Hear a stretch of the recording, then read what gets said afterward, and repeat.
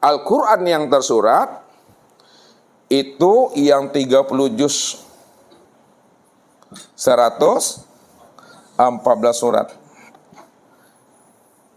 Ini yang tersurat.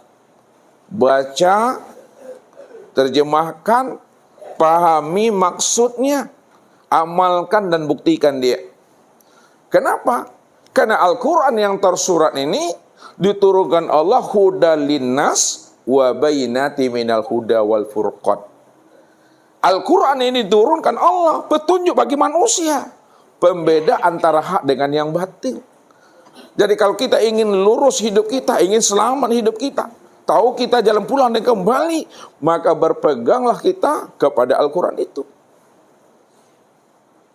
Pahami isinya, amalkan dan buktikan. Tapi sebaliknya, orang yang baca Al-Quran, dia tahu isinya, tapi dia tidak mau mengamalkan dan tidak mau membuktikan kebenaran Al-Quran. Maka inilah yang disampaikan oleh ulama. Kamin talil Quran yal'anhu. Berapa banyak orang yang baca Al-Quran, tapi Al-Quran melaknat dirinya. Sebanyak baris, sebanyak titik, sebanyak huruf.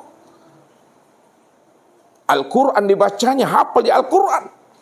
Tapi isi Al-Quran itu diinjak-injaknya. Isi Al-Quran itu tidak diamalkan. Maka dia akan dilaknat dan dikutuk oleh Al-Quran sebanyak huruf, sebanyak baris, dan sebanyak titik itu. Ini yang pertama, Pak Ibu.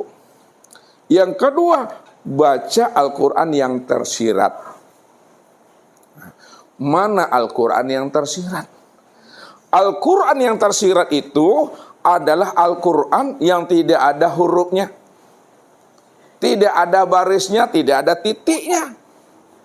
Mana Al-Quran yang tidak ada huruf, tidak ada baris, dan tidak ada titik? Ini yang disebut namanya kitab nafsiyah. Kitab nafsiyah.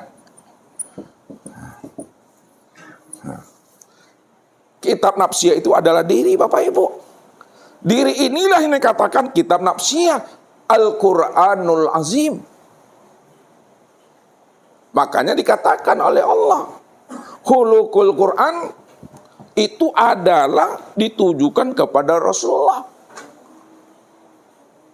Nabi itulah yang memiliki akhlak sebagaimana Al-Quran itu yang sebenar-benarnya.